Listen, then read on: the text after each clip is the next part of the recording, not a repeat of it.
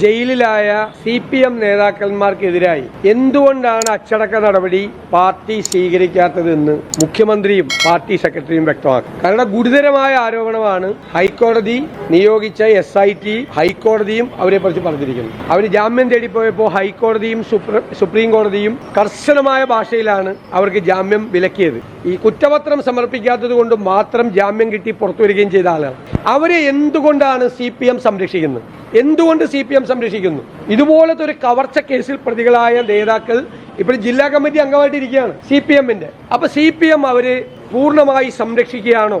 അവർക്കെതിരായി എന്തുകൊണ്ട് അച്ചടക്ക നടപടി സ്വീകരിക്കുന്നില്ല? എന്തുകൊണ്ടാണ് CPM സംരക്ഷിക്കുന്നത്? ഇപ്പോഴത്തെ മന്ത്രിയുടെയും മുൻ മന്ത്രിയുടെയും പേര് അവർ പുറത്തു പറയും എന്നുള്ള ഭയം കൊണ്ടാണോ അവരെ സംരക്ഷിക്കുന്നത്? അവർക്കെതിരായി എന്തുകൊണ്ടാണ് നടപടി സ്വീകരിക്കാത്തത്? എന്ത് സമ്മർദ്ദമാണ് അതിന്റെ പുറകിലുള്ളത്? മുഖ്യമന്ത്രിയും പാർട്ടി സെക്രട്ടറിയും കേരളത്തിലെ ജനങ്ങളോട് പറയാനുള്ള ബാധ്യത